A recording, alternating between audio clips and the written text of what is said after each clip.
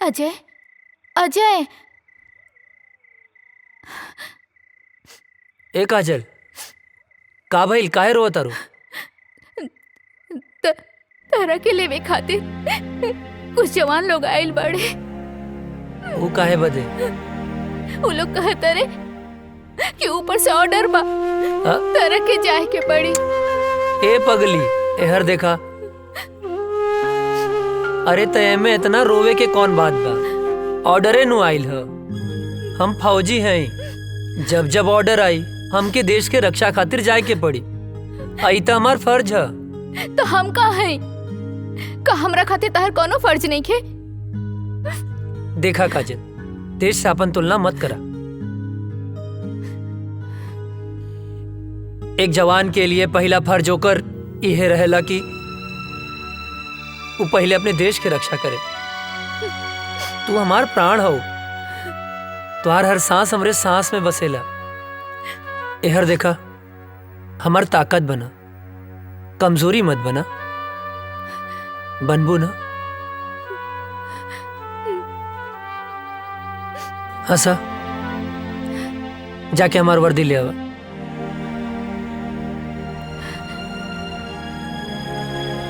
पगली कहीं के।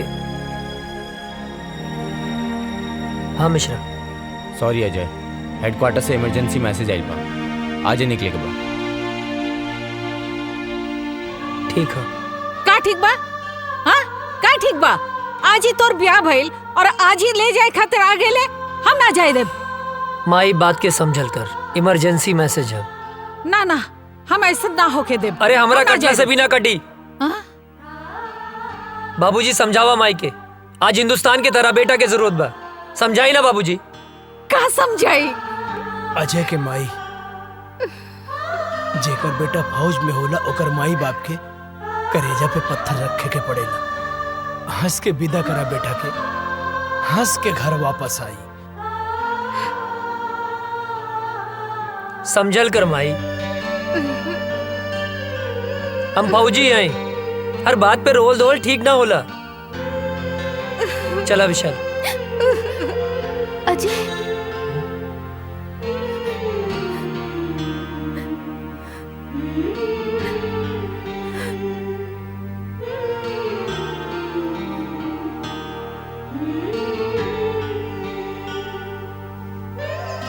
जल्दी आए। अपन ख्याल रखिए। तू माई रोवा मत। माई बाबूजी के ख्याल रखिए।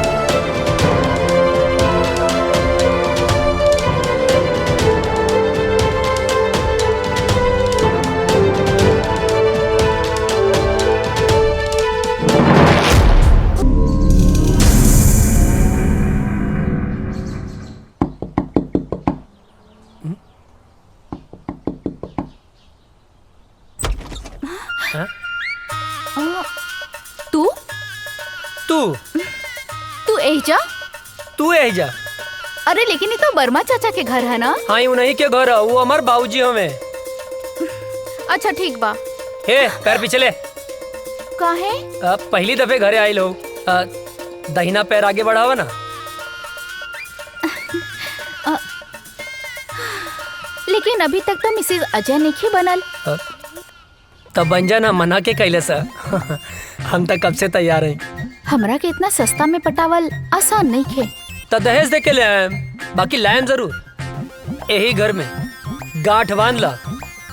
अरे अजय बेटा के बाबूजी, ये आपसे ना मिले आयल बाड़ी। अरे तू एहिजा का खड़ा बाड़ा? अंदर आवा बेटा। अरे काजल बेटी, प्रणाम चाचा जी। खुश रहा।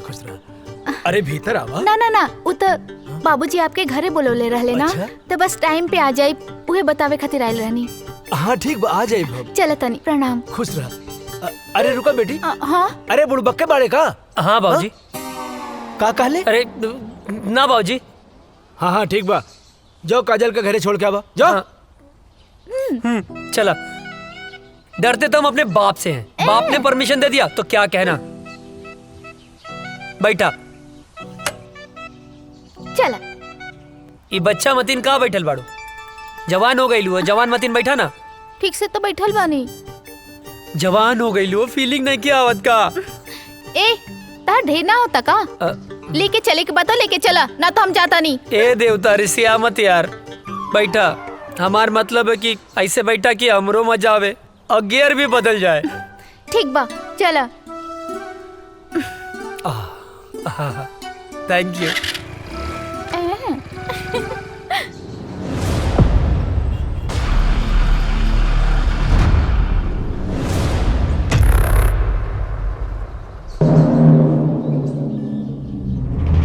अस्सलाम वालेकुम। वालेकुम अस्सलाम। क्या खबर है? सारी तैयारियां हो चुकी हैं जनाब। इस बार हम लोग चूकेंगे नहीं। बस आपके हुक्म की देरी है। हमारे सारे जवान तैयार हैं हिंदुस्तान के सैनिकों का सर धड़ से अलग करने के लिए। आमीन। जी जनाब। कोई गलती नहीं होनी चाहिए। जैसा आपका हुक्म, बस आपके हुक्म का इंतजार है हमें। ध्यान देना, इस बार मिशन में कोई खलल नहीं होनी चाहिए। जी जनाब। ऐसा कहर मचाओ कि हिंदुस्तानियों का रोम रोम कांप उठे। जी जनाब। धमाका ऐसा हो कि हिंदुस्तानियों की आने वाली 7 पीढ़ियां थर्रा उठें। उनकी हदें उनको याद दिलाओ। जी जनाब। और जाओ मुनव्वर खान को भी ये इत्तला कर दो ताकि वो सारी तैयारियां शुरू कर सके। जाओ। जनाब, आपका हुक्म सर आंखों में।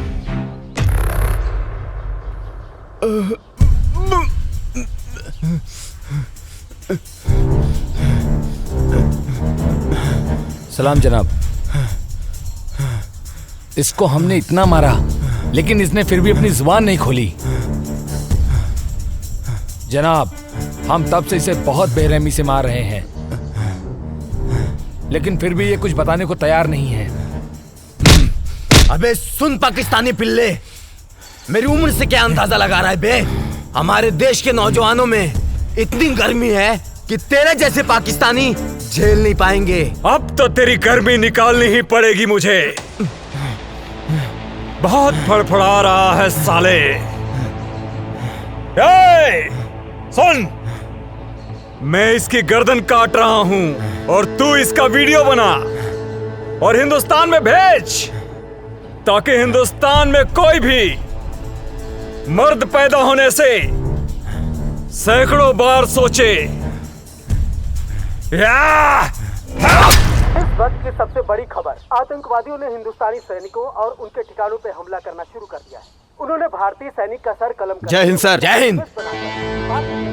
सर, एक बैड न्यूज है। क्या है बैड न्यूज? सर, अभी भी इंटेलिजेंस से खबर मिली है कि आतंकियों ने हमारे ठिकानों पर हमला करना शुरू कर दिया है। अच्छा, तुम लोग थोड़े होशियार रहो। वहाँ पे हम अपने और सैनिकों को लगा देते हैं। उन देशद्रोहियों को उनकी औकात दिखा देते हैं। It's order. ओके सर।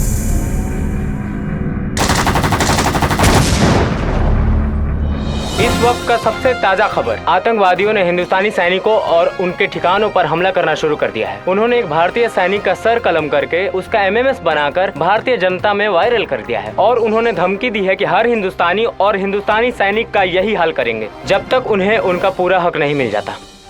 सेना प्रमुख ने आर्मी को पूरी तरह अलर्ट रहने का आदेश दिया है। इस हमले का जिम्मेदार आतंकी संगठन प्रमुख अजहर पठान माना जाता है। अजहर पठान आतंकियों का मुख्य कमांडर है। जी हाँ दोस्तों, ये वही अजहर पठान है जिसका आज तक किसी ने चेहरा नहीं देखा है। देश दुनिया की सारी ताकतों ने इसे पकड़ने का पूरा जोर लगा दिया है लेकिन आज तक वो किसी के हाथ नहीं आया है। हाथ आने की बात तो दूर, किसी ने आज तक उसका चेहरा तक नहीं देखा है। सिर्फ लोगों में उसके नाम का खौफ है। अजहर पठान, अजहर पठान। अब देखते हैं हिंदुस्तानी सैनिक उनकी बुरी नजरों पर कैसे पानी फेरते हैं। आप बने रहिए हमारे साथ देश दुनिया की सारी खबरों के साथ।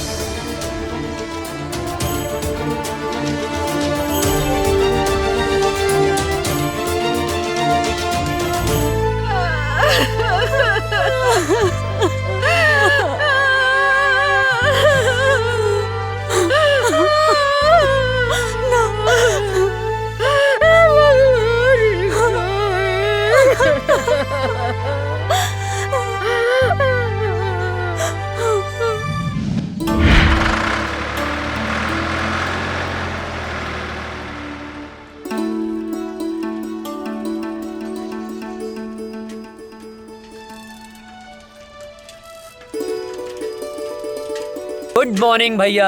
Good morning. ये साइकिल किस लिए? आप आगे आगे दौड़ेंगे, हम पीछे पीछे फॉलो करेंगे। अच्छा, ये साइकिल दीजिए तो। पर साइकिल का है। अरे दीजिए। लीजिए।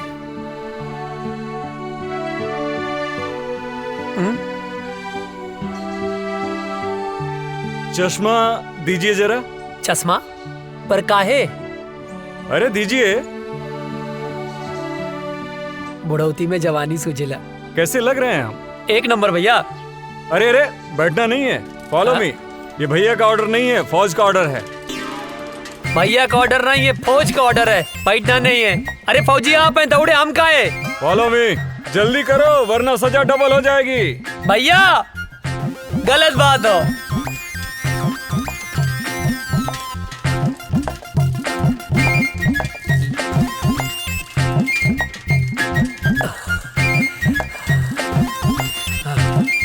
हम न दौड़ब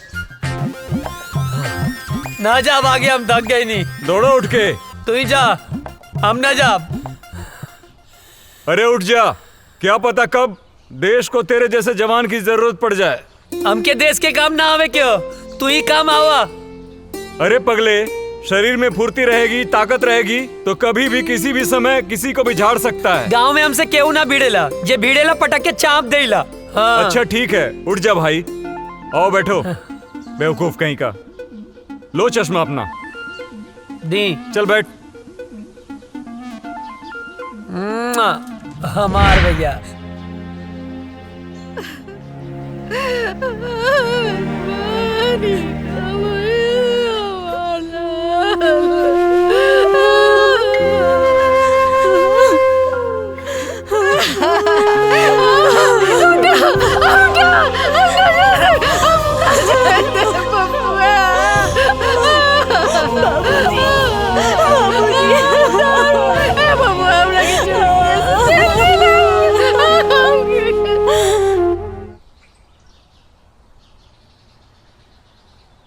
चाचा जी, ओ चाचा, का भेल चाचा? काहे रोवत बड़ा? पापा की याद आवत बा का? हमहू रोवत रहनी, लेकिन दादाजी मना कैलन। कहले हाँ कि पापा देश के दुश्मन से लड़े गए बाड़े। लेकिन चाचा गांव वाले कहले हाँ कि पापा लौट के कबो ना आई हैं। का ई बात सच है? ना मुन्ना, पापा जरूर आई हैं, जरूर आई हैं। चल बेटा। हे भगवान, हमरा पीछे काहे उठा लेला? हमरा पीछे का खेले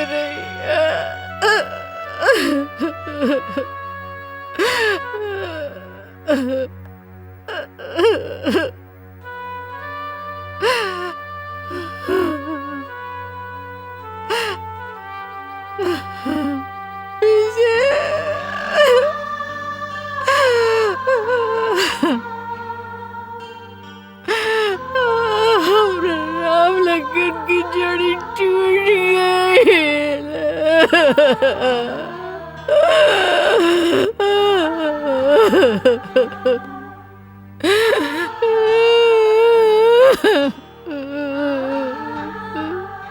बेतरी नींद ना आवत रहे, तारा गोद में सो जाए ये सब का हो गेल बबुआ, ये सब का हो गेल।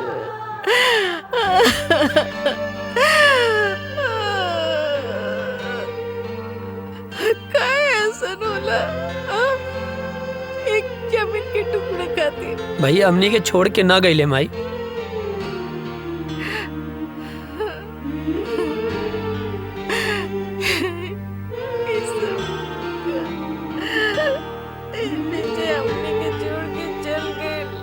ना, ना माई, भैया हमनी के छोड़ के ना गईले, वो तो हमनी के दिल में बाड़े।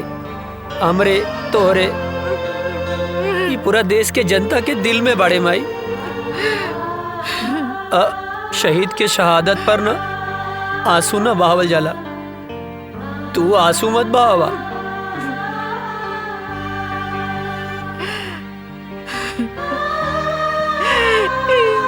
सब काय होला?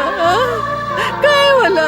जमीन के चंद टुकड़ों खाती एक दूसरे को जान लेलस। काय पता ना एक माई के कोकू कर देलस, हमर राम लगन की जोड़ी तोड़ देलस। पता ना माई, पता ना पड़ोसी मुल्क के हमनी के देश से कौन नाराजगी बा, पता ना। बबुआ हमरा के छोड़ के कहीं मत जाइए, हमरा के छोड़ के नहीं तो हम मर जाएंगे बबुआ। ना जाए माई, हमरा के छोड़ के ना जाए, मत जाइए। कहीं ना जाए, कहीं ना जाए माई, कहीं ना जाए।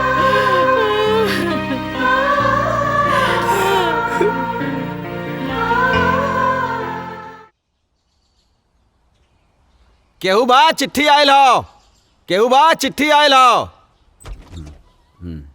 चिट्ठी आयल हो। हाँ आवतानी। हाय ली।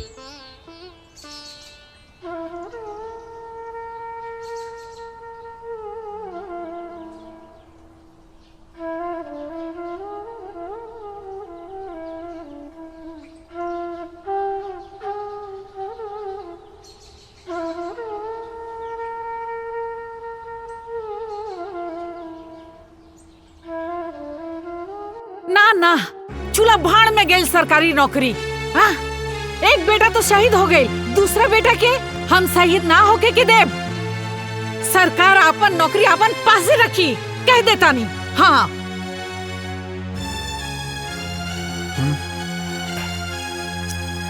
देखा बेटा, बात ऐसन बा कि विजय के शहीद होके के बाद भारत सरकार ओकरा जगह पे तोहके नौकरी देले बा। मगर हम नहीं के चाहत। हाँ, विजय शहीद हो गई, ओकर नौकरी अजय के मिलल। अगर अजय शहीद हो जाई तो हम का करब? बोली। अजय के माई, तोहरा दूगो बेटा बा, तब इतना सोच रहल बाड़ू। हाँ, अजय करी पूरा दुनिया माई बा, वो का सोचत हुई है? बोला, कहीं तहरा के भगवान 10 गो बेटा देले रहतन नु तो खुद हम भेज देती अपने भारत माता के रक्षा करे खातिर। बुझाइल? बात करा ताड़ू। माई बैठा। अरे बैठ। ए माई, बाबूजी ठीक कहा तारे। हमार मतलब है तू ठीक बोला तारो। तू केकर माई हवे बोल? बोले के पड़ी केकर माई है? तब बताओ ना केकर माई हवे। तोर माई है। आई धरती माई केकर माई हवे? हमरे नु ह। बाबूजी गलत कहाँ बोले? तोहरे रक्षा के जिम्मेदारी केकर है बाबूजी? तोहर। धरती माई के रक्षा के जिम्मेदारी केकर है? अरे तोहरे नु बा। माई मरब जी अब सब विधना के हाथ में है, और दुश्मन के लगे ऐसा कोनो गोली ना की तरह बेटा के सीना के पार कर जाओ। बिल्कुल। हाँ बिल्कुल ठीक। सोच मत, मार के आए मर के ना आए का बाबूजी? हाँ बिल्कुल ठीक। अब भूख लागल है, खाना देना। दे दा। देता नहीं। चलना।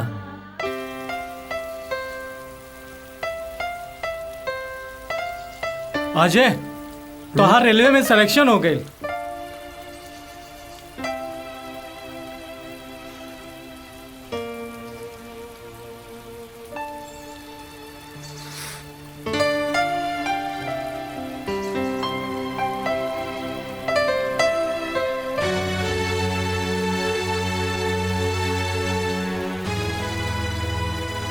अब एकर कोनो मतलब ना, हम फौजी बनब। अरे ये तो बहुत अच्छा फैसला कैला। हाँ। लेकिन अजय, तू इतना उदास काहे हुआ?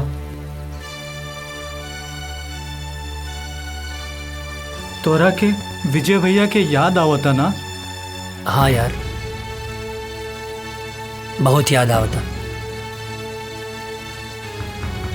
अब ये उदासी के बोझा तू कब तक ढोईबा? देखा, जौन होके रहल तौन तो हो गए।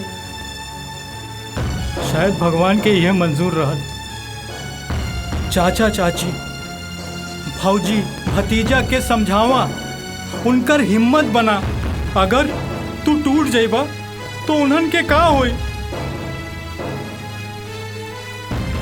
ठीक कहत वे यार।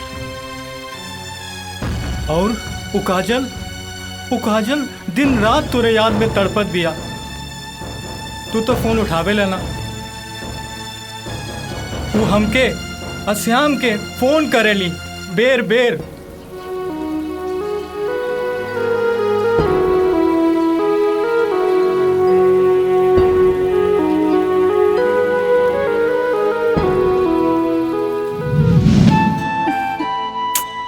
पता ना कहाँ रह गई ले। आवे तो बतावा तनी।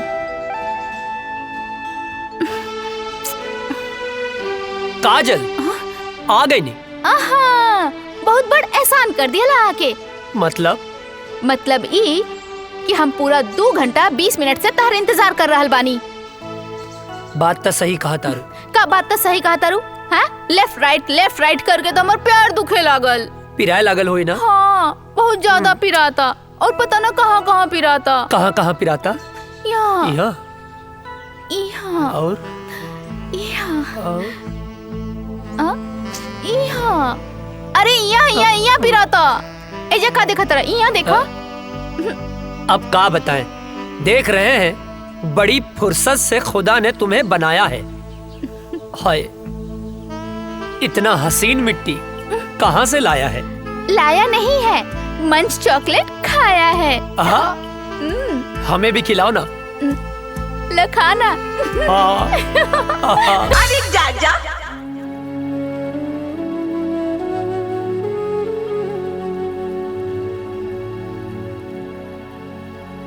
अजय, कहाँ खो गईला? कहीं ना। जाके एक बार काजल से भेंट कैला। ना करब। हम फौज में जाए खातिर माई बाबूजी के मना सकीले, पर काजल के ना मना पाई।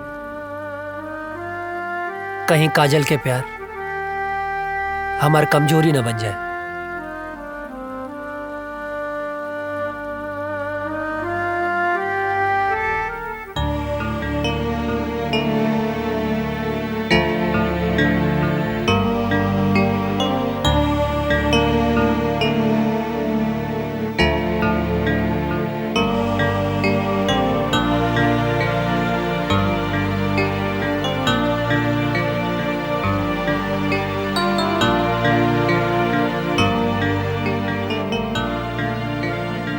बबुआ, एक बार विचार कर ला। हम माई है ना? हाँ, हम अपन मन के ना समझा पाता नहीं। विजय के सदमा तो हम बर्दाश्त कर लेनी, लेकिन तो के कुछ हो जाए तो हम ना बर्दाश्त कर सकते। तो के तो खुश होके के चाहिए माई। हमके देश के सेवा करे के मौका मिलल बा। अब ऐसे ताक के ना हमके ब्लैकमेल मत करा, खुशी खुशी भेज ना यार।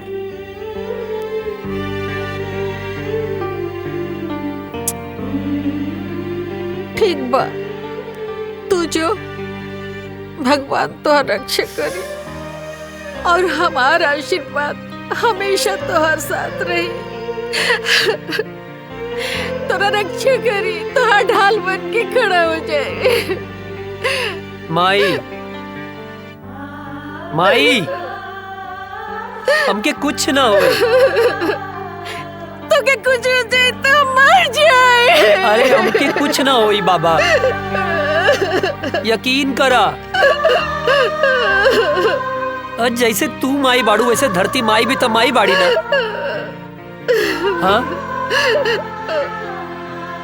अब एकदम कुछ ना होई माई, हमके कुछ ना होई। चला चला आवा हम बताई थे।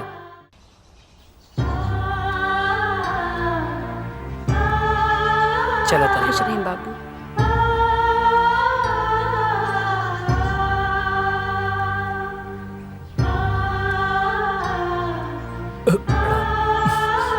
खुश रहा बेटवा और भारत माता के सेवा करा।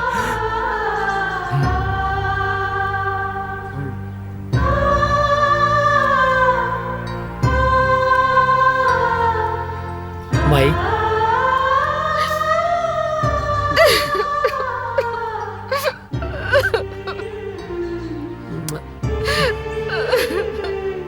चला तन चला जल्दी लेट होता। चला जल्दी आ जाए।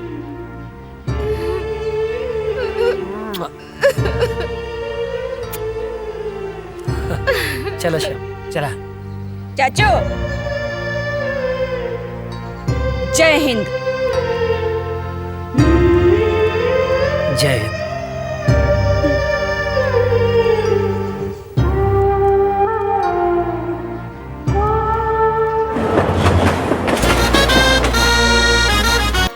तुम्हारी ट्रेनिंग पूरी हो चुकी है। थैंक यू सर। और तुम्हारी पोस्टिंग भी वहीं की जा रही है जहां तुम्हारे भाई शहीद विजय वर्मा पोस्ट थे और आखिरी बार आतंकियों से लोहा लेते हुए शहीद हुए।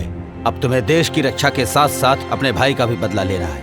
Thank you sir, it's my pleasure सर।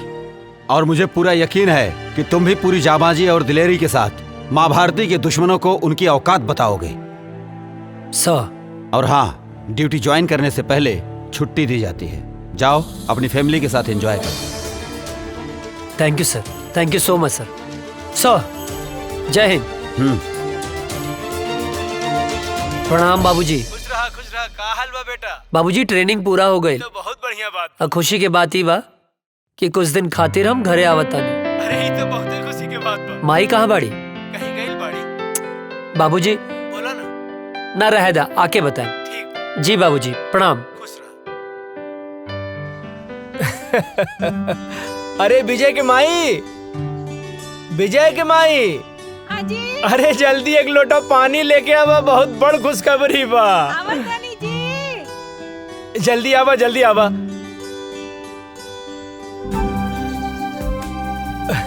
अरे लावा लावा। का खुशखबरी बाजी? अरे रुका भाई, तनी मीठ चाय पीले रहनी है। इला खुशखबरी ई बा, तू ना एहने देखा ना। बोली ना। हमारा अजय के ट्रेनिंग खत्म हो गई और काले वहाँ से आ रहल बा। ये तो बहुत ही अच्छा खबर बाजी। बानू अब तू जा, अब बढ़िया बढ़िया हमरा बेटा खातिर आज से बनावे के तैयारी कर दा खाए खातिर। जा तनी हमऊ खाए। सुन लो, देखा कितना खुश हो गई।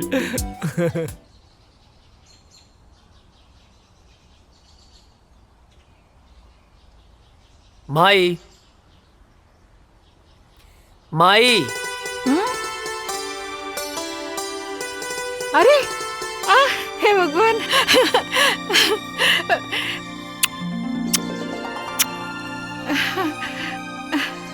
अरे अरे ये का एकदम एकदम सुखा कैसे गेल बड़ा? वहाँ कोनो प्रॉब्लम रहे का? हाँ माई, बहुत बड़ प्रॉब्लम रहे। कहा? जॉन पराठवा तू हमरा खातिर भेजत रहलू ना, वो हमार दुष्ट सूबेदार रस्तवे में खा लेत रहे। हट बदमाश। अरे हमार शेर बेटा आ गइल, वाह।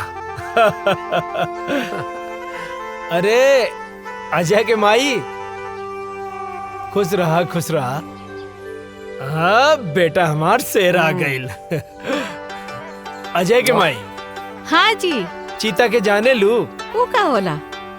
वो होला सबसे दूबर। हाँ?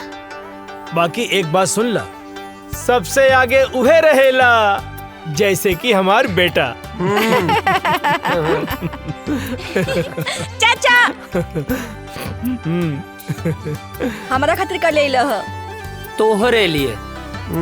श्याम। हाँ दे। इला। अरे भाई हम पाकिस्तानी ना, ही सब पाकिस्तानी लोग का दाय करिए कर हा। पप्पी। अभी ना इधर। यार भी। हाय शाबाश। इले। इतना सा। तहु तो इतना सा बाड़े। जब बड़ हो जाइबे ऐसन वर्दी पा जाई, त तोहरो के बड़गन मिल जाई। का बाबूजी? एकदम बिल्कुल ठीक। जा खेला। जब बना गाँव के शेर तू। और बाबूजी आप ठीक बानी ना? हाँ। अरे यार, राजा दशरथ तो कौशल्या माता और राम की मिलाप हो गई है, तब तो चल के कुछ काम काज कर लिहल जाओ भाई साहब। ई का बगत रहे छोटन? हाँ? चाचा कुछ काम है ना, जो यार अजय का अरे काम? आप काहे मारत अरे रहा? चाची कुछ जरूरी। पर आज कौन काम है? हाँ मैं इधर आता नहीं, हमारा कैसा मालूम बा कि तू इधर आता रहा, तोरा कैसा मालूम बा? हाँ हाँ, मत अच्छा। ढेर बोला मत। हाँ, हम कहते चलत चला है, चला चलत है। चला। रुक जा। अरे भाई चला। ड्रेस अरे चेंज, आवा, ड्रेस आवा। चेंज तक कर अरे लेने आवा दे। ना। अरे चाचा जी अरे रे रे जब पता ना कौन काम रहे रे? कौन काम?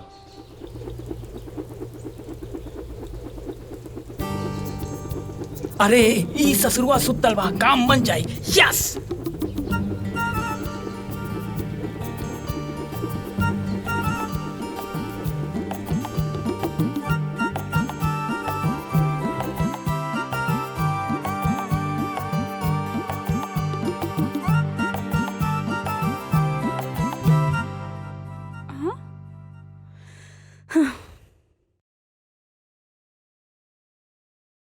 हे भगवान, कितना अच्छा सा झाड़ू लगावत हनी, फिर भी पता नहीं कहाँ से कागज आ जाता।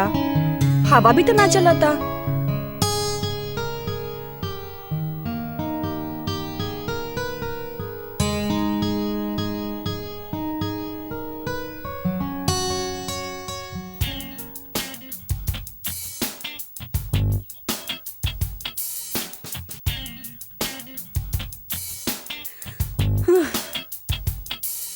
ई कहाँ से आ जाता? ई कुल तो साफ कर दिले रहनी अच्छे से।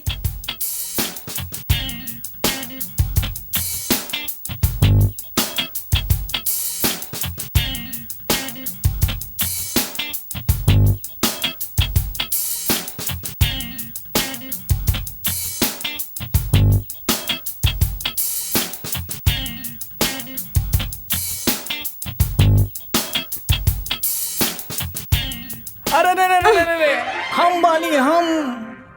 तू काहे हमारे घर में चोर खाने घुस गइल बाड़ा? चोरी से? अरे हम तो सीना जोरी से आयल बानी हो, तो हाल बाबूजी से हाथ मांगे आयल बानी। अच्छा, त ई कूड़ा काहे फैलावत अड़ा? तू समझल करा। धत, तू बड़ा ऊ बड़ा। लागत हमार जादू तोरा पे चल गइल बा हो। जब ऐसे पीछे पड़बर राजा, तब जादू चलिए जाई। हमके यही दिन के बहुत दिन से इंतजार रहल। अरे कविता, कहाँ मारू? अरे जल्दी से एक गिलास पानी तो लेके आवा बेटा। हाँ बोल ना। अरे अच्छा यार छूट जाते हैं। कहाँ? हाँ ठीक बाटी हम गमला में छूट जाए। हाँ। अरे कविता, कहाँ बाड़ू? अरे हम काहे छुपे? अरे हम तो तोहर बाबूजी से तोहर हाथ न मांगे आयल बानी। धीरे धीरे बाबूजी जाग गइल बड़े। अच्छा, एक तरह हाथ मंगवा ना, तब बाबूजी हम दोनों जाने के काटती हैं। अरे बिटिया का करे तारू, जल्दी ले आओ पानी।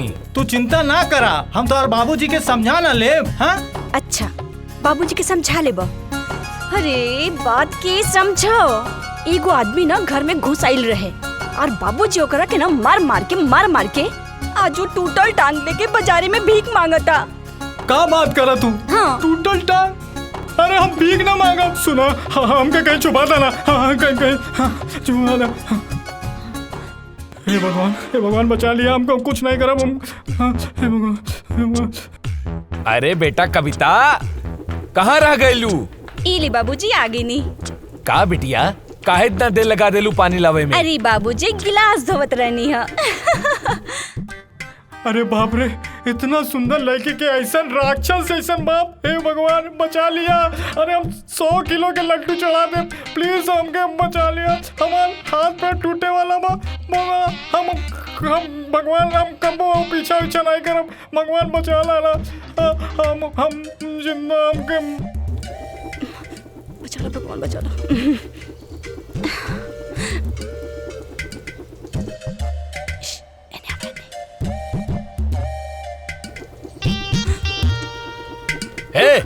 क्या हरे रुक, अरे कहाँ तानी रुक जो, अरे कहाँ भागा था, रुक, अरे कहाँ तानी रुक जो, अरे के बड़ा, अरे कहाँ जाए भाग के, रुक जो, बाप रे पकड़ ले, रुक जो, कहाँ भाग? अरे तोर इतना हिम्मत, हाँ? हमारा घर में घुस गई ले, तोर इतना हिम्मत, हमके माफ कर दे। चल तोहरा क्या भैया हम तो से का कहत रही ना,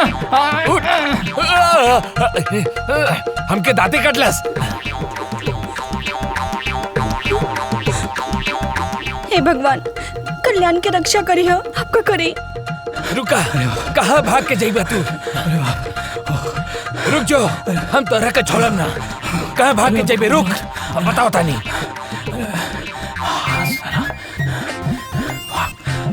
भाग भाग जल्दी भाग।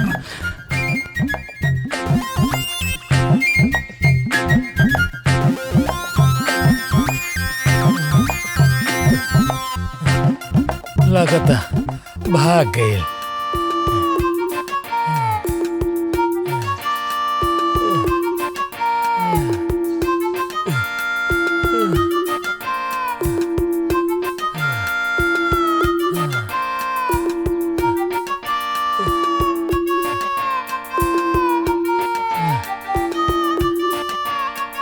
लगता भाग गए। खैर वो हमके चाहे जब मिली हम ओकरा के छोड़म ना, चाहे जब मिली हम ओकरा के छोड़म ना।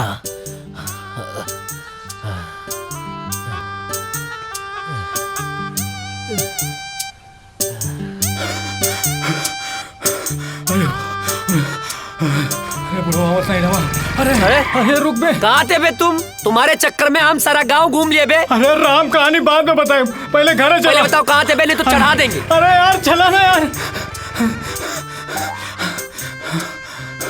चवन्नी मुस्की। अरे यार चल ना यार। इन्हें से काहे निकले बे? अरे तो यार चल बे यार यहाँ से, चल। आया बताओ, बच गई ली, जय हो भगवान। आज छोड़ दिए बे, आगे नहीं छोड़ेंगे।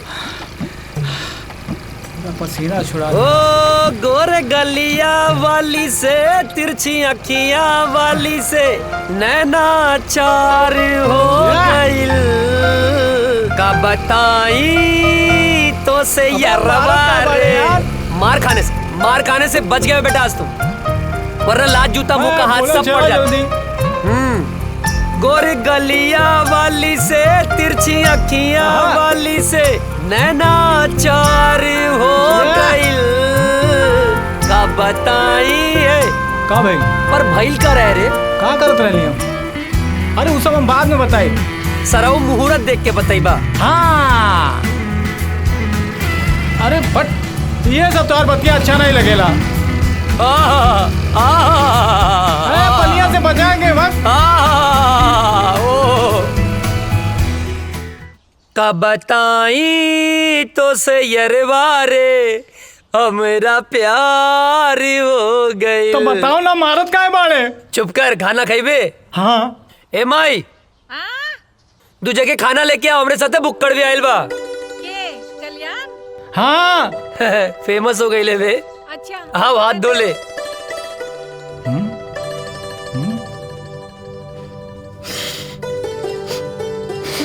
ए हाँ जाके हाथ धो। अरे हमार हाथ तो साफ बा। साफ बा? सलून के पानी कितना दिन में बदले ले? जबले कीड़ा ना पड़ेला। अबे गंदा हो रहा। जाके हाथ धो। जाता ही। एक बार कुकुर के पूंछ सीधा हो सकेले, बाकी तू ना। इला चाची गोड़ लगातानी। चेत रहा, बैठा। खा।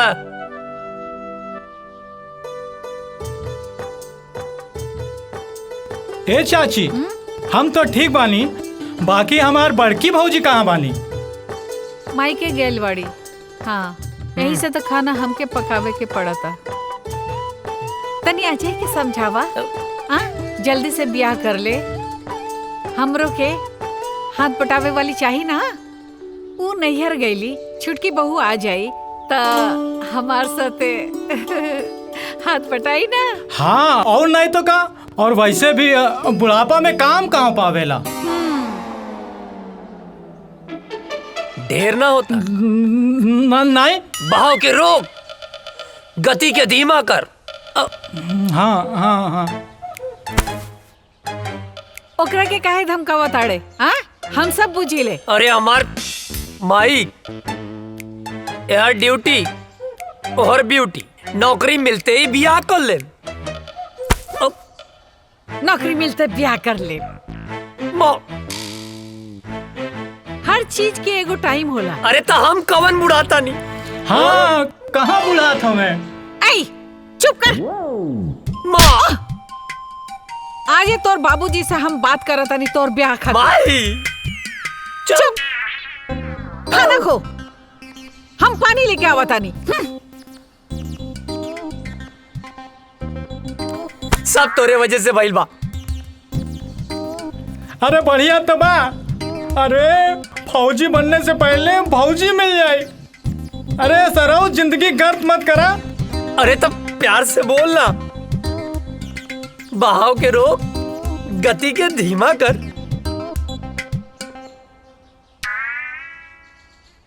अरे यार, तुहार तो ब्याह हो जाए, हम तो साला झलवे बजाते रह जाए। सुन, तू चिंता मत कर। तू जिंदगी भर अस्तूरा न चले बे। ये कुकुर मुत्ता नियन शकल मत बनाओ। तोरा जान के का नाम है? सामान? अरे तोर प्राण रे। कविता। अगर हमार कविता के और पढ़ लेलस ना तो हम जान दे दे। तोर जान इतना सस्ता हो? कविता के अब तो से बियाह हम कराई। हमू देखा तानी के बीच में आवता नफरत और जंग में सब जायज होला। नहीं, जायज होला। खाना खा।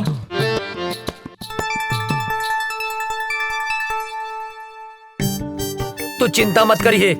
हाँ, नहीं करम, हम एकदम चिंता नहीं करम। माई, अरे पानी देना यार। सुना बिटिया? हाँ बाबूजी। हम जाता नहीं कुछ काम से। हाँ, थोड़ा ध्यान रखिए। हाँ ठीक बा बाबूजी।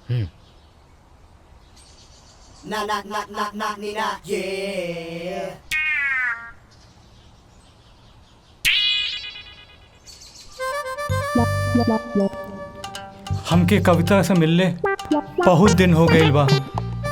आज जाके कविता से मिलब। हाँ, बढ़िया मौका बा, जाता नहीं।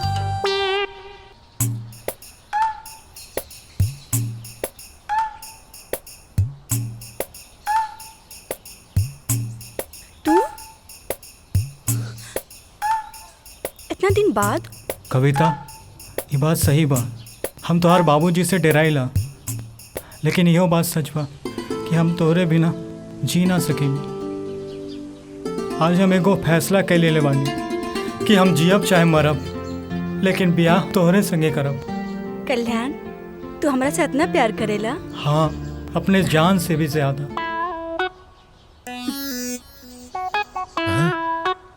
तोहरा के जान ही देवे के पड़ी।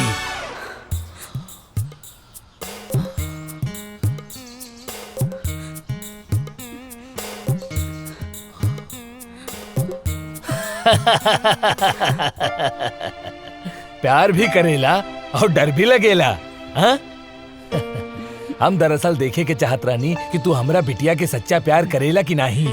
काहे से कि जे सच्चा प्यार करेला ना ओकरा में हिम्मत अपने आप आ जाला। और आज हम बहुत खुश बानी कि तू सच्चा प्यार करेला और हिम्मत दिखौला। अब हम निश्चित हो गए बानी कि तू हमार बिटिया के ध्यान रखबा, ओकरा प्यार करबा। अरे अरे जुग जुग जिया बाबूजी।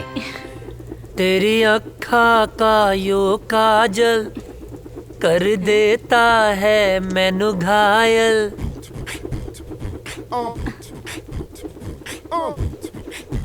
कहा रे हेने आओ। छोटा पटाखा बड़ा धमाका। हाँ? भाग यहाँ से भाग। अरे बबुआ, जेकरा खातिर इतना फीट फाट होत बड़ा ना, तारा बाबूजी ओकरा बाबूजी से मिलके बात पक्का करे खातिर गइल बाड़े। हाँ? सच्ची माई? हम जाना तानी तोहार जान कहाँ अटकल बा। अरे अजय के माई, अजय के रिश्ता पक्का हो गई। हाँ, अब सुना तू एक बात कान खोल के सुन ला। दिग्विजय सिंह फौजी के बेटा के बियाह हट तनी घर के बढ़िया से एकदम जगमगा दिया। हाँ, ताकि लोग आए देखे देखते रह जाए। ठीक ना? हाँ ना बेटा? हाँ बाबू। हाँ, ठीक बा। Thank you Mai. Thank you बाबूजी। तेरी अखा का यो काजल कर देता है मैनू पागल। नर नर नर नर नर।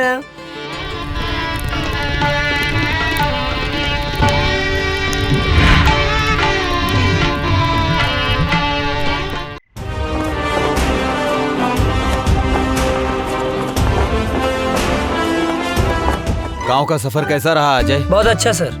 माँ और बाबूजी सब ठीक हैं? एकदम बढ़िया सर। चलो ठीक है, साइन करो और आज से ड्यूटी ज्वाइन सर।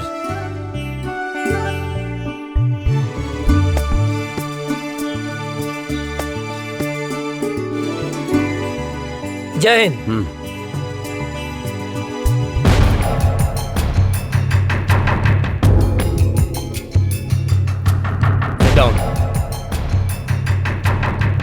सर, अचानक इमरजेंसी मीटिंग बुलाने का मकसद? अभी अभी गुप्त सूत्रों से पता चला है कि ये पाकिस्तानी आतंकवादी हमारे देश के खिलाफ साजिश कर रहे हैं। सर, वो घुस चुके हैं तो पकड़े भी जाएंगे सर। और वो एक बड़े प्लान के साथ गुजरात, राजस्थान और कश्मीर के भीड़ भाड़ वाले इलाके में बमबारी करने वाले हैं।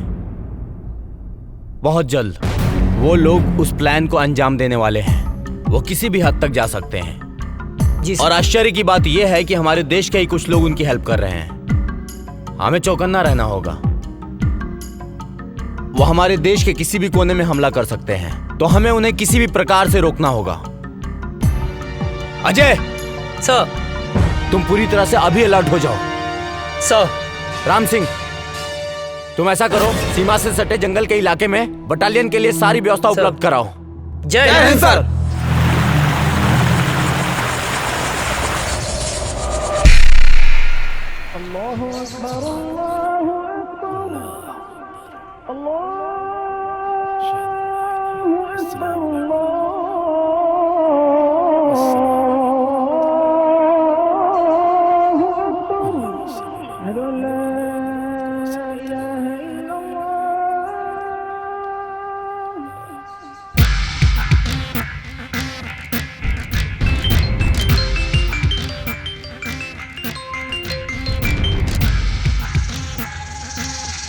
जी बॉस, हुक्म कीजिए। धारा 370 खत्म होने से हमारे सिपाहियों के इरादे कमजोर तो नहीं हो रहे हैं? नहीं बॉस, हमारे इरादे तो और भी पुख्ता हो गए हैं। वाह। कश्मीर हमारा था, हमारा है, हमारा ही रहेगा। इंशाअल्लाह। इंशाअल्लाह। आगाज तो उन्होंने किया था, खत्म हम करेंगे। बहुत खूब, आमीन।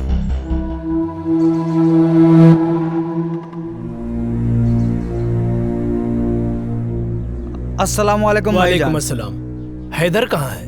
आ रहा है। सलाम वालेकुम भाईजान। वालेकुम अस्सलाम। हैदर। हाँ भाईजान। क्या हाल समाचार है? आर्मी में एक नया नौजवान ऑफिसर आया है, अजय वर्मा। ये वही विजय वर्मा का छोटा भाई है। विजय वर्मा भी आया था हमारे मंसूबे पर पानी फेरने के लिए। उसको तो हमने जहन्नुम में पहुंचा दिया। लग रहा है इसको भी इसके भाई के पास पहुंचाना पड़ेगा। अरे हम लोगों का तो बस एक ही मिशन है, कश्मीर की आजादी और पूरे हिंदुस्तान की बर्बादी। और इन हिंदुस्तानियों को हमारी ताकत का एहसास होना चाहिए। कश्मीर पाकिस्तान का पाक हिस्सा था जो हमसे धोखे से छीन लिया। हमारे शरीर में खून नहीं, बारूद है, बारूद। जो हमसे टकराएगा उसके चिथड़े उड़ जाएंगे। हमारे जीने का मकसद है कश्मीर की आजादी। नारे तकबीर, अल्लाहू अकबर, नारे तकबीर, अल्लाहू अकबर, नारे तकबीर, अल्लाहू अकबर।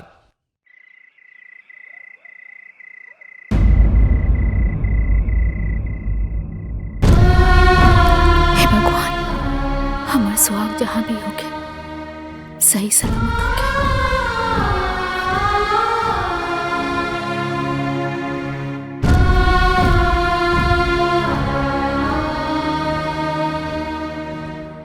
हे देवी मैया, हमारे बेटा की हिम्मत और हौसला दी। दुश्मनों के इरादे और मजबूत होते जा रहे हैं और अभी पता चला है पाकिस्तान के कुछ आतंकवादी हमारे देश में घुसने की कोशिश कर रहे हैं। हमारी सुरक्षा एजेंसियों द्वारा पता चला है कि कल परसों तक वो हमारी सीमा के अंदर होंगे।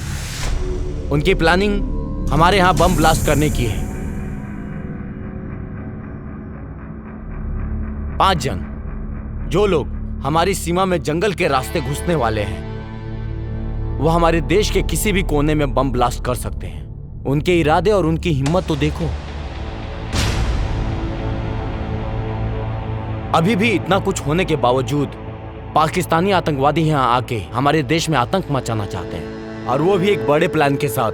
हमें इनके सहारे उस इंसान तक पहुंचना है जो इस खेल का मास्टरमाइंड है। उसे जिंदा पकड़ना होगा ताकि वो किसके कहने पे, किसके इशारे पे ये सब कर रहे हैं। इसलिए इस मौके को हमें हाथ से नहीं निकलने देना है। अगर हम लोग इस बार कामयाब हो गए तो जीत हमारी पक्की है। सर, आर यू रेडी? सर। गाइस, मिली जानकारी के अनुसार दुश्मन अपना मूड बना चुका है। कभी भी हमला कर सकता है वो। अलर्ट रहना जरूरी है। दीपक? यस सर, हम लोग भी पूरे तैयार हैं सर। सारी तैयारी हो चुकी है। दुश्मन बाल भी बाका नहीं कर सकता सर। गुड। गांव की मिट्टी के खुशबू के छोड़ के अलबनी, यहाँ दुश्मन के धूल चटावे।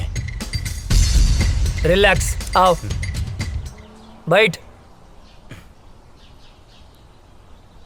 तेरे गांव के बाद से गांव की याद आ गई।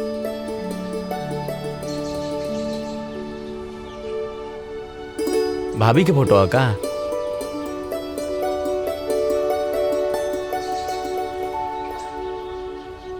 हमरे सुकून के फोटो। सर सर सर, कहाँ खो गई नी?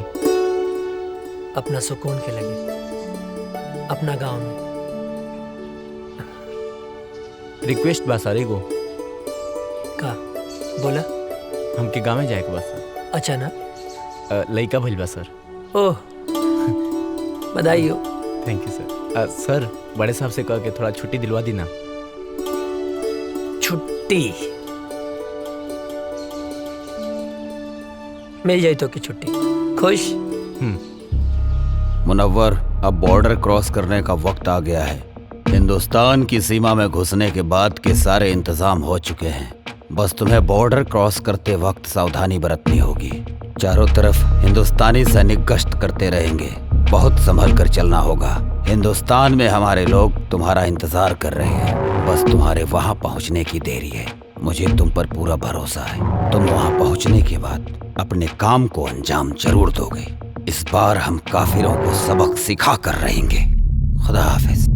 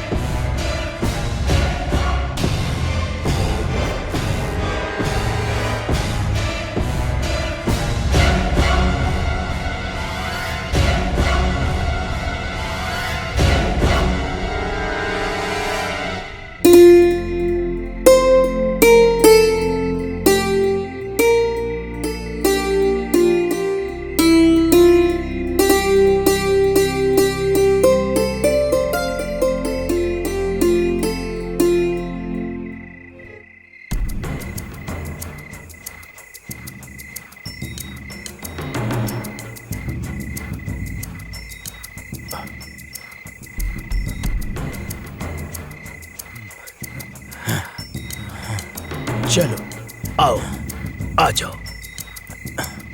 यहाँ से 5 किलोमीटर दूर हमारे लिए गाड़ी खड़ी है। यहाँ से वहां तक जाना है और कुछ दिन हिंदुस्तान में रुकना है। हम अपने मिशन को कामयाब बनाएंगे, समझे? आओ जी।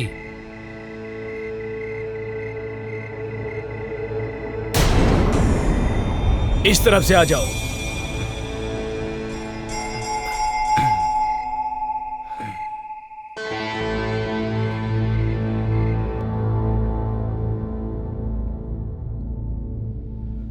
रुक जाओ। अब यहाँ से ना 500 मीटर दूर हिंदुस्तान की सीमा शुरू हो रही है। हमारी सीमा यहीं खत्म होती है और वहां पे हमारे लोग हैं। वहां जाने के बाद हम अपने लोगों के साथ मिल जाएंगे। आप लोगों को संभल कर चलना है, धीरे से, ठीक है? चलो, एकदम सबको चौकन्ना रहना है, क्योंकि यहाँ पर सैनिक गश्त हमेशा करते हैं। जी जनाब। सबकी नजरों से बचते बचते हमें आराम से धीरे धीरे चलना है, ठीक है? अब चलो।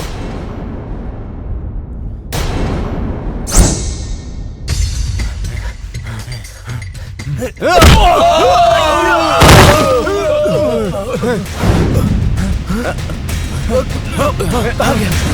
किधर गया? किधर गया? कौन है? कहाँ गया? किधर गया? चलो। जी जनाब।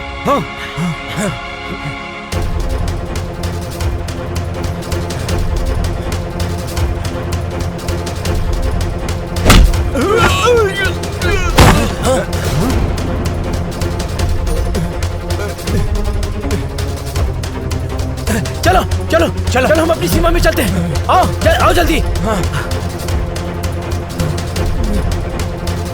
भूत भूत भूत, छोड़ो हमें, छोड़ो हमें। ये मेरा तौबा, मेरा अल्लाह का तौबा, मेरे बाबा का तौबा। तू छोड़ दे मुझे, मैं कभी हिंदुस्तान में नहीं आऊंगा। अरे फौजी,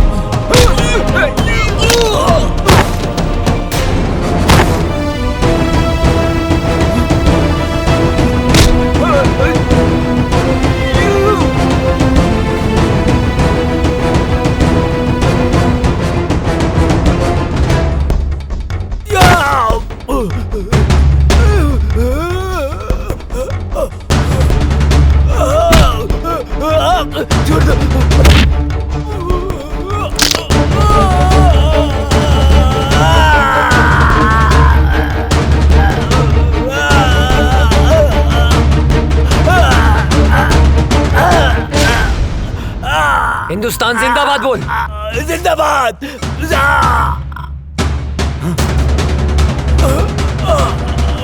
ना तुम लोगों का ईमान है, ना तुम लोगों का धर्म।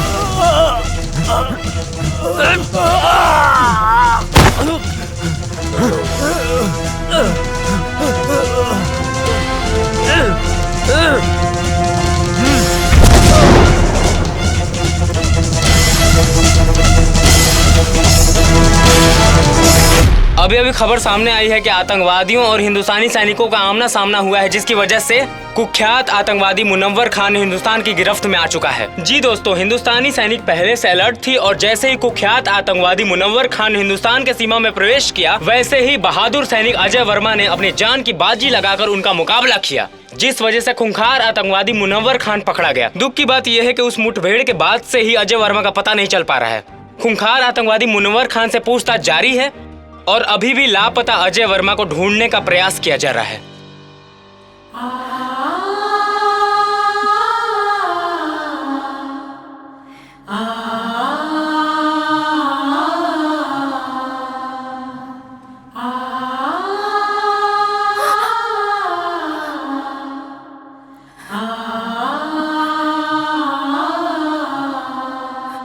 हे भगवान, हम सुहाग की रक्षा करिए।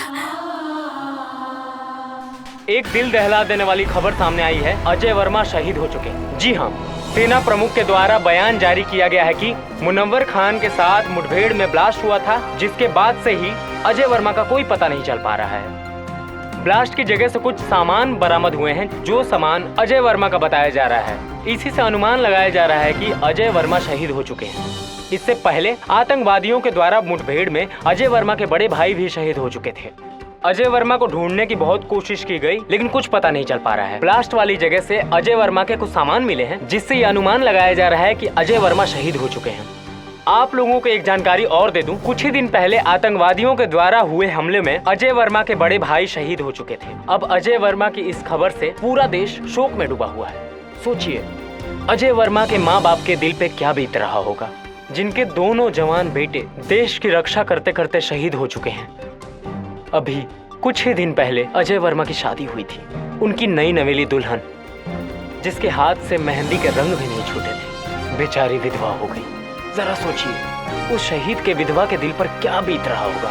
शोक प्रकट करते हुए सेना प्रमुख ने वीर शहीद अजय वर्मा को श्रद्धांजलि दी और उन्होंने बताया कि अजय वर्मा के इस शहादत को पूरा देश नमन करता है। और सेना प्रमुख ने यह भी बताया है कि मुनव्वर खान के पकड़े जाने पर आतंकवादियों के सारे मंसूबों पर पानी फिर गया है। अभी मुनव्वर खान से पूछताछ जारी है। पूछताछ में बहुत ही अहम सुराग मिलने की आशंका है। आप लोग बने रहिए हमारे साथ देश दुनिया की नई खबरों के लिए। तब तक के लिए जय हिंद। आतंकवादियों ने भारत पर फिर हमला किया, जो काफी तादाद में थे। आतंकवादियों ने फिर से हमला किया, कई जवान शहीद हो गए, लेकिन आर्मियों ने आतंकी सरदार मनोहर खान को अपने गिरफ्त में ले लिया है। लेकिन दुख की खबर ये है कि अभी तक अजय वर्मा की कोई खबर नहीं मिली। बम के धमाके को देखते हुए ये अंदाजा लगाया जा रहा है कि देश के लिए लड़ते लड़ते वो शहीद हो गए। दिग्विजय भैया के बड़ लड़का पहले ही शहीद हो गए रहल। अजय ही रहल परिवार के आधार, वो शहीद हो गई। अब उनके परिवार पे का बीती। दिग्विजय भैया के दिल पे पहाड़ टूट गई। मिल गई शांति, मिल गई शांति ना। हम पहले मना करत रहनी कि हमरा बेटवा के ना भेजी, मगर हमार केहू बात मानी तब ना।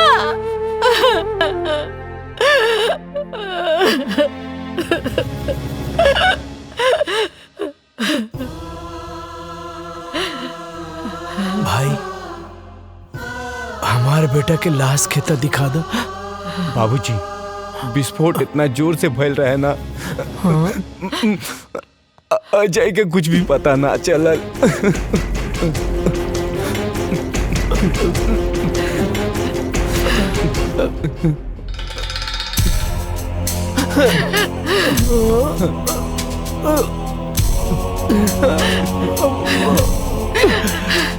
मिल गई शांति, मिल गई ना।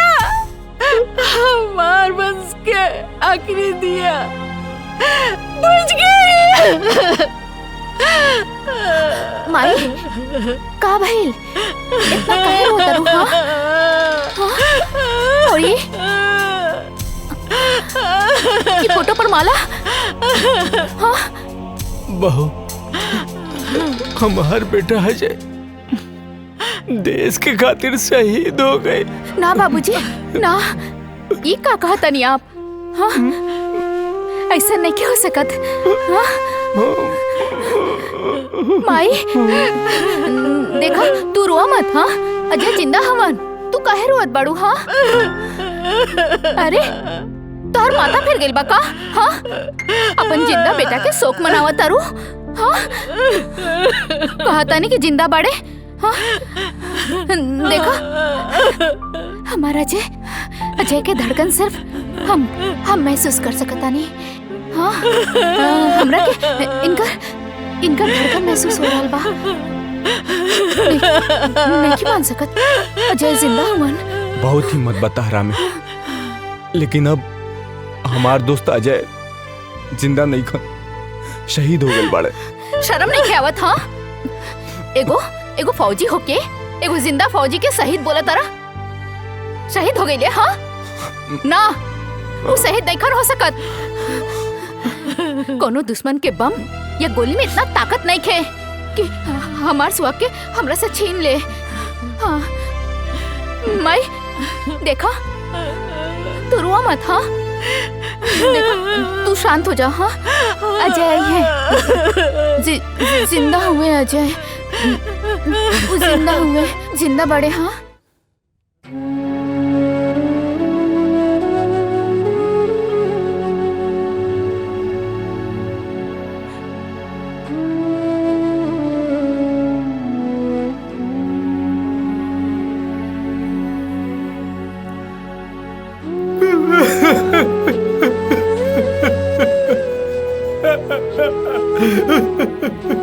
अजय भैया, अजय भैया आतंकवादी हमला में शहीद हो गए। कल्याण मत रो, कहीं कि ये भगवान की मंजूर रहे। भगवान इतना निर्दयी कैसे हो सकेले? चाची चाची रो रो के पागल हो रहे मालिक। और काजल मौजी के तो पता ही नहीं भाई कि उनके सुहाग गुजर गई। भगवान इतना निर्दयी कैसे हो सकेले? कैसे हो सकेले? अरे श्याम क्या करता ना? श्याम, अरे अंधेरा में कौन पढ़ाई करता ना बेटा? ए श्याम, अरे मचिसिया भना काजनी कहाँ थई लेबा?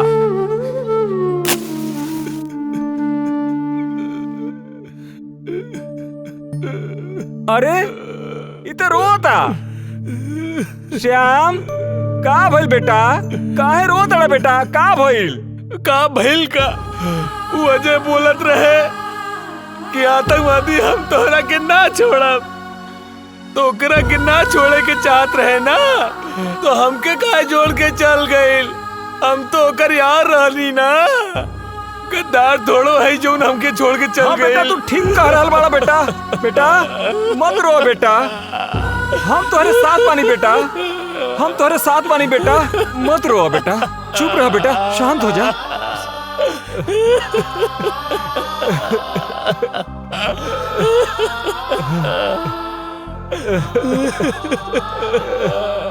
चुप हो जा बेटा, चुप हो जा बेटा, बेटा चुप हो जा बेटा, चुप रहा बेटा, चुप हो जा बेटा।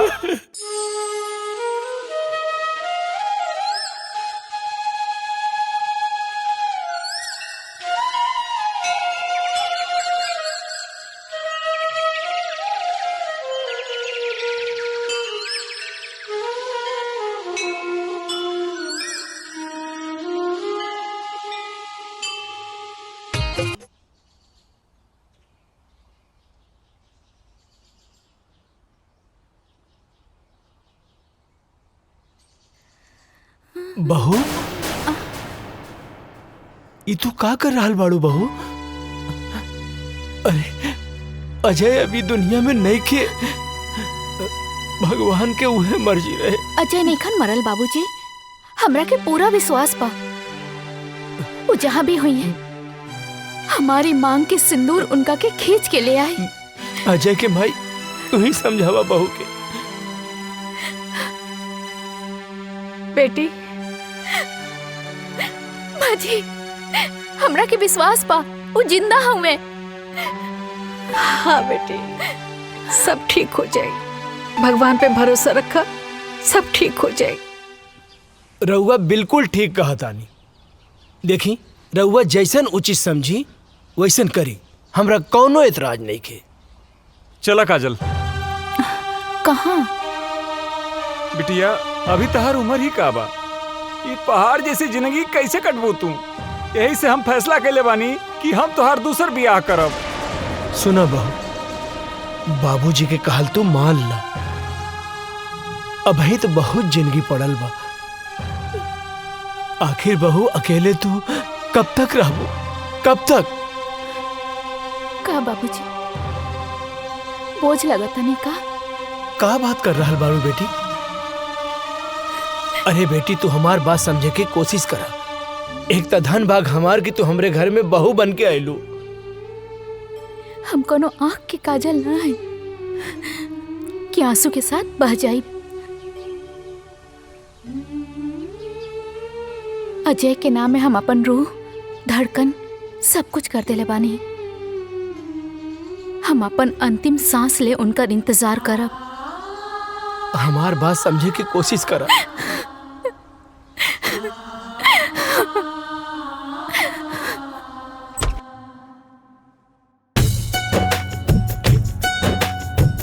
मुनव्वर खान, सच सच बता, बता कौन है तेरा बॉस और कहां कहां तुम लोग की प्लानिंग है ब्लास्ट करने की। तू ऐसे नहीं बताएगा। लगता है तुम्हें हिंदुस्तानी आर्मी का पावर दिखाना पड़ेगा।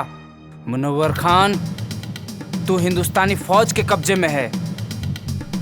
आज हिंदुस्तानी फौज तेरे साथ क्या सलूक करेगी तू सोच भी नहीं सकता है।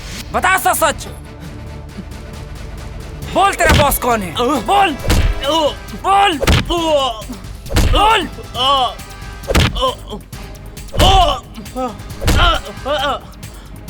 बोल कौन है बॉस तेरा? ए फौजी, तू ना चाहे मेरी जान ले लेगा ना तो अभी नहीं बता सकता मैं, समझा? मैं कुछ नहीं बता सकता, मैं मर जाऊंगा लेकिन नहीं बता सकता, समझा? तू ऐसे नहीं मानेगा, तुझे 3rd डिग्री देना ही पड़ेगा। बोल कौन है बॉस तेरा और क्या मकसद है तुम लोगों का? नहीं बता सकता। चल जुबैर, फोन लाओ।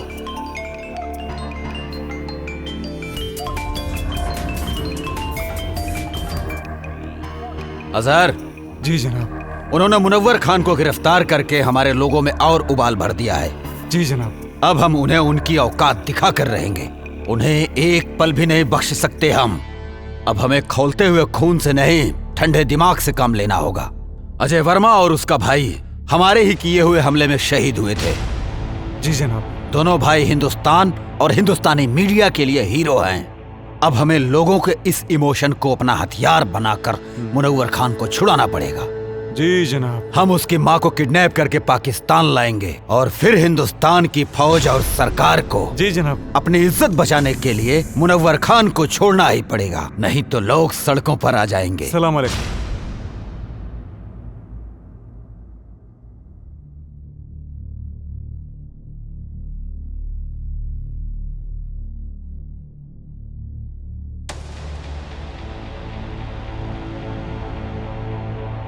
हे देवी मैया, हमार कलेजा के टुकड़े के काहे छीन ले लो। ओकरा बिना कैसे जी, ओकरा बिना हम कैसे जिया तानी माई? हम मर जाए, अब हम मर जाए। हाँ, हमरा लाल के साथ का कहलू, ओकरा के कुछ कैसे हो गल मैया? तू तो पूरा संसार के माता बड़ो, तू तो जाने लू। ओकरा बिना काजल कैसे रही माई? हमरा परिवार के पुकार तो तू सुन सकेलू ना माई? हाँ, तू तो जाने लो, ओकरे बिना हम ना रह सकब। ओकरे के कुछ कैसे हो गए? हम मर जाए, हम मर जाए, हम ओकरे बिना ना रह सकब। हमार बच्चे के लौटा दी माई। तू तो माई बड़ू, हमो माई है। हमार दिल के टुकड़े के लौटा दी।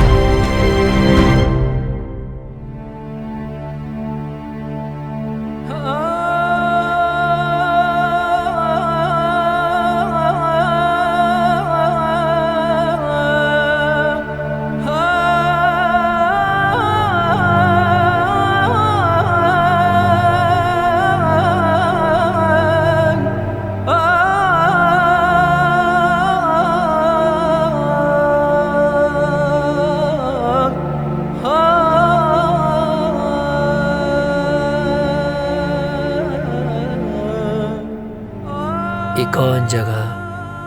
पाकिस्तान है।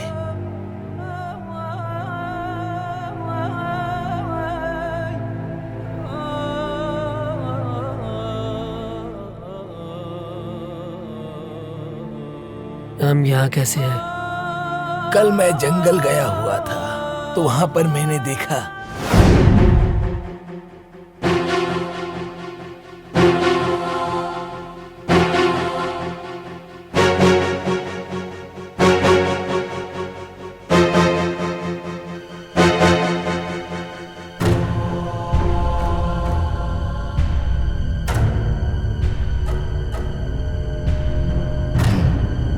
ये कौन है?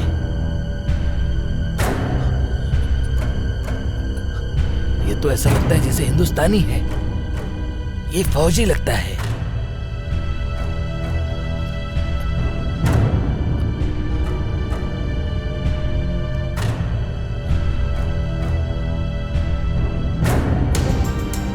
इसे हमें बचाना होगा। अगर किसी ने देख लिया तो प्रॉब्लम हो जाएगी। वैसे भी हिंदुस्तान पाकिस्तान एक ही तो था। कुछ लोगों ने इसको बांट दिया। या अल्लाह। 6 महीना बाद भी हमके होश आ गए। अबले हम जिंदा हैं। जरूर कोनो खास मकसद है। हमरे वतन के साथ साथ हमार माई काजल भी हमारे इंतजार करत हुई हैं। हमके जल्द से जल्द अपने वतन लौटे के पड़ी।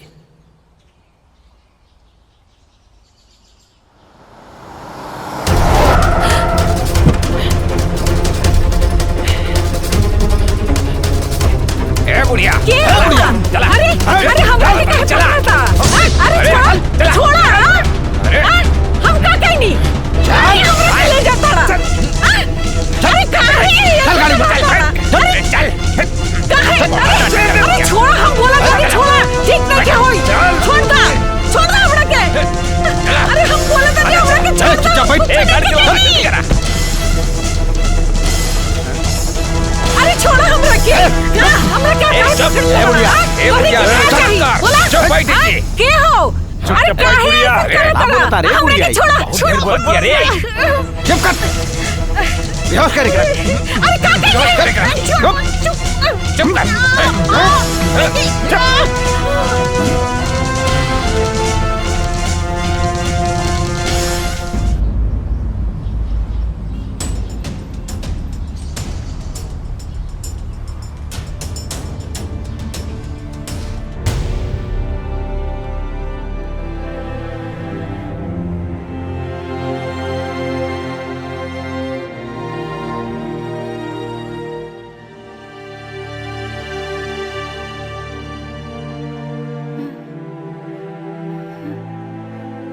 ये हम कहाँ बनी? हम ये जब बानल काहे बनी? अरे क्यों बा? अरे हमरा के बचावा, हमरा के यहाँ से छुड़ा के ले जावा हो।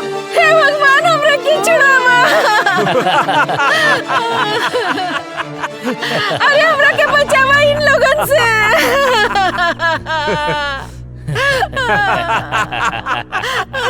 क्या रे, क्या बड़ा तू लोग? काहे क्या हमरा के यहाँ ले आल बड़ा? का कहने वाली तोरी के?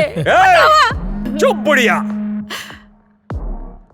बताता हूँ कि तुझे क्यों लाया हूँ यहाँ। तुम्हारे दोनों बेटों को अपने आदमियों से मरवाया था मैंने।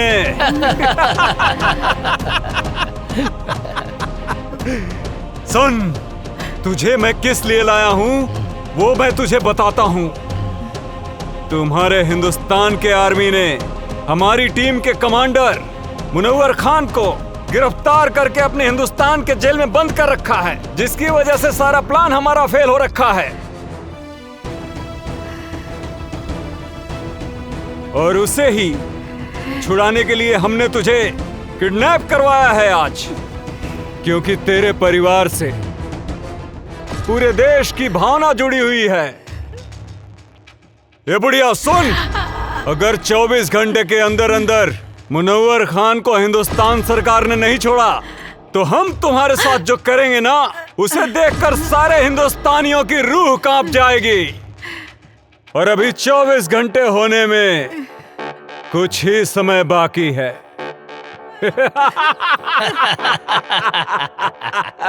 इधर वक्त खत्म हुआ और तुम्हारा वीडियो वायरल।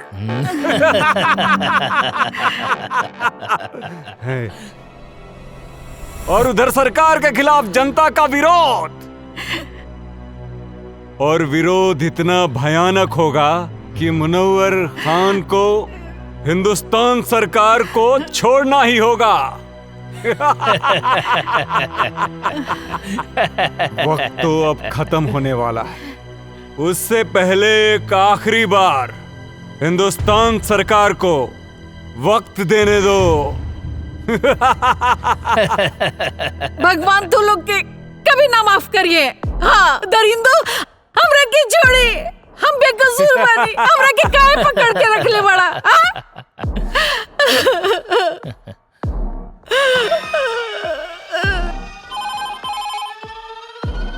हेलो, कौन? कैप्टन, क्या हुआ? कब छोड़ रहे हो मुनव्वर खान को? वक्त का ख्याल करो। तुम्हारे पास अब सिर्फ 30 मिनट बचे हुए हैं। और सुन, अगर इन 30 मिनट में तूने हमें कोई सूचना नहीं दी तो तू सोच भी नहीं सकता है कि अजय वर्मा की मां के साथ क्या क्या हो सकता है। बकवास बंद करो। क्या सबूत है कि शहीद अजय वर्मा की मां तुम्हारे कब्जे में है? ले सुन, हमरी खातिर कोनो समझौता मत करिए। और हाँ, मैं आखिरी बार बता रहा हूँ, वो वीडियो तेरे हिंदुस्तान की पूरी मीडिया में वायरल कर दूंगा मैं। ठीक है, हमें गृह मंत्री जी से बात करनी होगी। मत छोड़िए मुनव्वर खान के। चुप बुढ़िया, बहुत चपड़ चपड़ करती है। जय हिंद सर। सर, आतंकियों ने मुनव्वर खान को छुड़ाने के लिए शहीद अजय वर्मा की मां को किडनैप कर लिया है। जल्दी एक्शन लेना पड़ेगा सर। जब तक मैं न कहूं कोई कदम मत उठाना। ओके सर। इस मसले का हल सोच समझ के करना पड़ेगा। और हाँ, इसकी जानकारी लीक नहीं होनी चाहिए। मेरे अगले कॉल आने तक का इंतजार करो। ओके सर। जय हिंद सर। हेलो अजहर, क्या खबर है? जी हुजूर। हिंदुस्तानी फौज कब रिहा कर रही है मुनव्वर को? जनाब, अभी कोई खबर नहीं आई है मुनव्वर खान को छूटने की। फिक्र मत करो, खबर जरूर आएगी, क्योंकि वो बुढ़िया हमारे कब्जे में है। इस बुढ़िया को हम लोगों ने बांध के रखा है। अगर मुनव्वर खान को नहीं छोड़ा तो हम लोग आगे की कार्रवाई शुरू करेंगे। बहुत खूब, सारे सिपाहियों को चौकन्ना रखो, बस हम भी वहाँ पहुँच ही रहे। हमें आपका इंतजार है।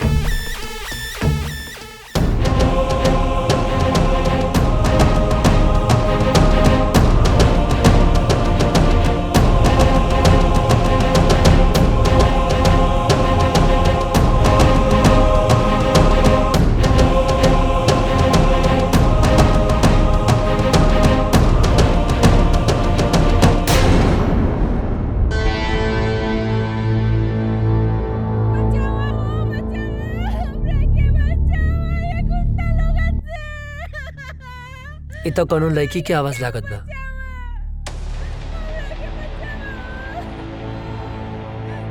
ना, हमें चक्कर में ना पड़ सकीला, न तो लोग के पता चल जाए कि हम इंडियन हैं। लागत है ज्यादा मुसीबत में बाड़ी। का करी भगवान?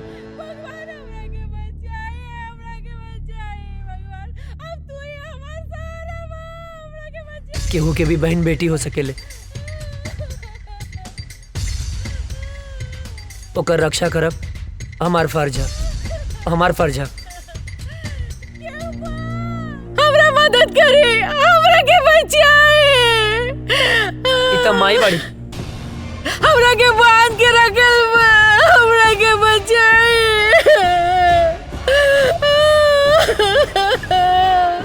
हम का करी माई है। रुक जा।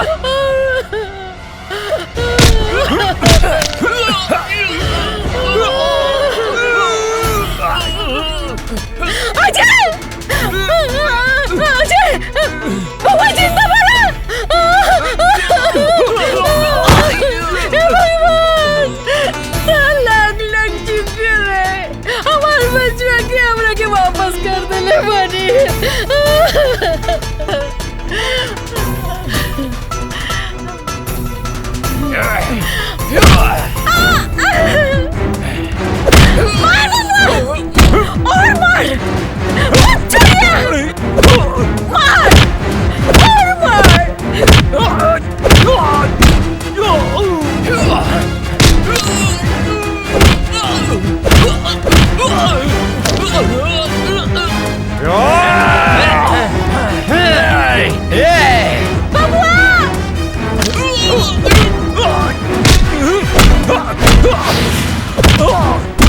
विजय के ये लोग मर ले रहे बबुआ।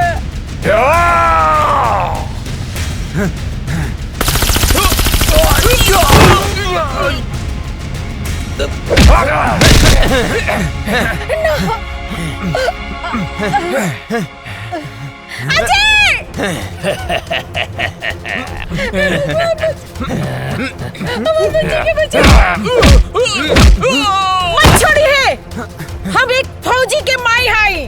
मार बेटा, इन्हीं के छोड़िए मत। कूद के।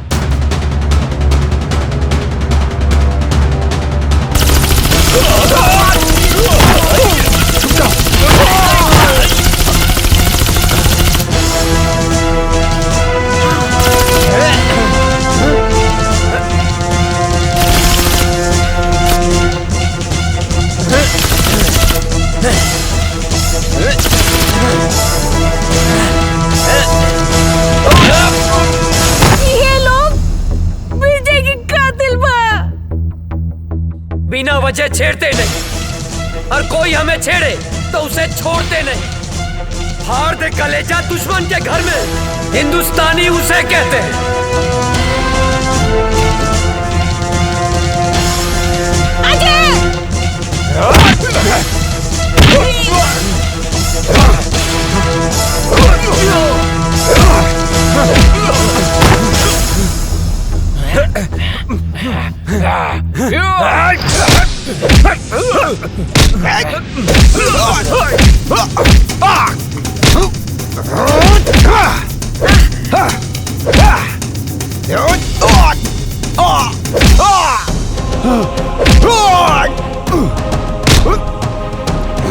जब हम तुम्हें नहीं छेड़ते तो तुम क्यों छेड़ते हो? कश्मीर क्यों नहीं छोड़ते? कश्मीर हमारा है। तुम एक मुनव्वर मारोगे तो 100 मुनव्वर पैदा होंगे। तुम एक मुनव्वर मारोगे तो लाख पैदा होंगे। लाख!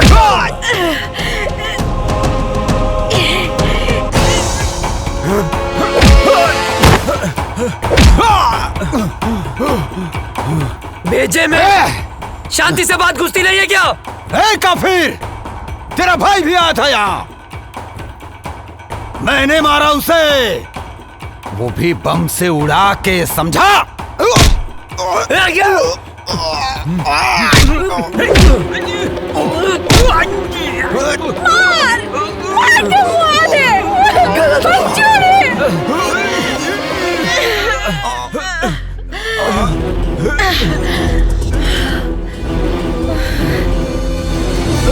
तुझे क्या लगा मेरे भाई को मार के सांस बंद कर दूंगा तेरी, जान ले लूंगा तेरी, तेरे इसी पाकिस्तान में मार डालूंगा तुझे। हिंदुस्तानी हूँ मैं अजय, हिंदुस्तानी हूँ मैं, हिंदुस्तानी।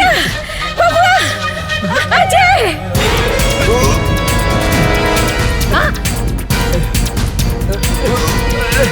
बेटा,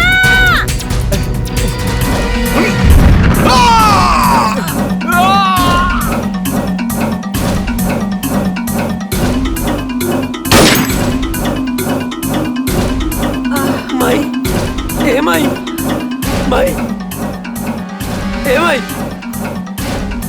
ए माई उठना, देखना तोर बेटा गेल माई। ए माई उठना माई, आँख खोलना। हाँ माई, अजय तोर बेटा। अजय बेटा, हम काले रानी ना के हम आ जाए, देख आ गए नीना। कहाँ रहला माई के छोड़ के इतना दिन? गलती हो गई माई, गलती हो गई। जाना था ना, तोहर बाबूजी, काजल बिटिया, तोहर भाभी, तोहर भतीजिया चिंटू, यहाँ तक के पूरा गांव हमार बबुआ के हमार अजय के इंतजार करत रही। बेटा तू हमने के छोड़ के कहाँ गई? कहीं न जाए माई।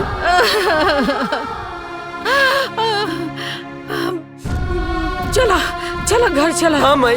काजल बिटिया तो हर इंतजार चला करत उठा। रही। जना तड़ा। मेरा भारत महान। जय हिंद, जय भारत।